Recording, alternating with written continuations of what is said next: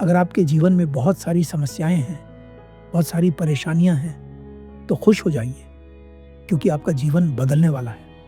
एक छोटी सी कहानी अपनी बात को समझाने के लिए। कहानी। एक बार एक किसान खेत में बैठा हुआ भगवान को गालियां दे रहा था।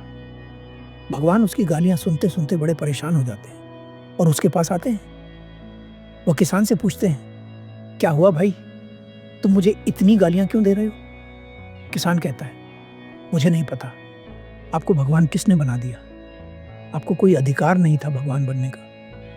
न तो आप समय पर वर्षा करते हैं, न धूप देते हैं और न ही हवाएं चलाते हैं। आपकी वजह से हमें बहुत कम पैदावार प्राप्त होती है। आप कैसे भगवान हैं? भगवान उस व्यक्ति से कहते हैं, मैं सभी कार्य सही तरह से करता हूं, परंतु तुम उन्हें गलत क्यों बता रहे हो? किसान जवाब देता है, अगर आप सभी कार्य सही से करते हैं तो हमें इतनी कम पैदावार क्यों प्राप्त होती है? हम प्रयास तो ज्यादा करते हैं। भगवान कहते हैं, जितना तुम प्रयास करते हो तुम्हें उतना ही फल मिलता है। मैं कभी भी किसी को उसकी मेहनत से कम फल नहीं देता। किसान कहता है, बस बहुत हुआ, अब आप ये कार्य मेरे हाथों में सौंप दीजिए, क्योंकि आप नहीं जानते कि किस समय क्या करना चाहिए। आप सारी चीजें गलत समय पर करते हैं, तो कृपया इस जिम्मेदारी को मुझे दे दीजिए। भगवान मुस्कुराते हैं और कहते हैं, ठीक है, जैसा तुम कह रहे हो वैसा ही होगा, और पूरी जिम्मेदारी किसान के हाथों में सौंप कर चले जाते हैं।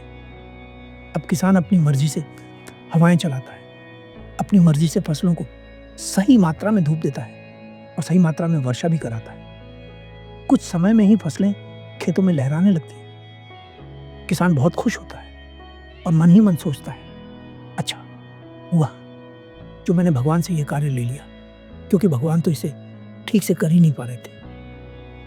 कुछ दिनों बाद फसल काटने का समय आता है। किसान बहुत उत्साहित होकर पहली बाली खोलता है, लेकिन उसमें कुछ नहीं होता।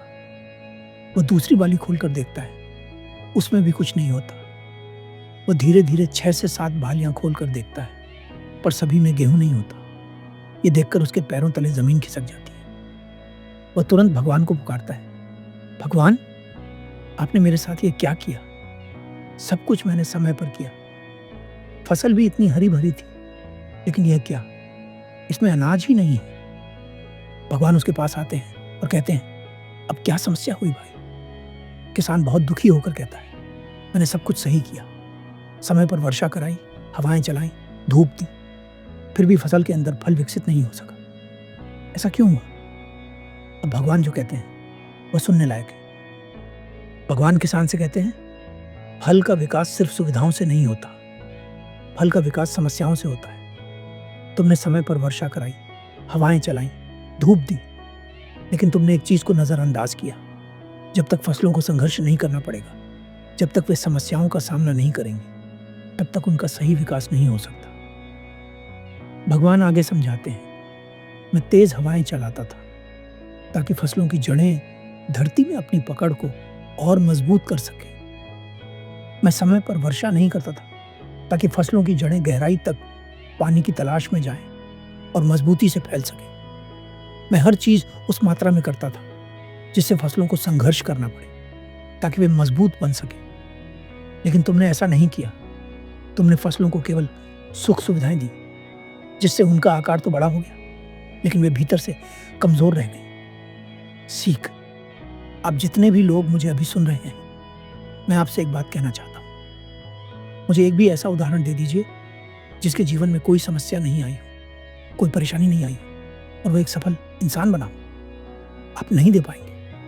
कहानी काल्पनिक है, लेकिन सच्चाई को दर्शाती है। हर स्थिति में आपके पास 2 विकल्प होते हैं। 1, स्थिति को स्वीकार करें, उसके लिए खुद को जिम्मेदार मानें और आगे बढ़ें। 2, हार मानकर बैठ जाएं और खुद को कमजोर बना लें। दोनों ही विकल्प आपके हाथ में है। एक विकल्प आपको विकास की ओर ले जाएगा और दूसरा आपको आपकी ही नजरों में गिरा देगा। अब यह निर्णय आपको लेना है कि आपको कौन सा विकल्प चुनना है।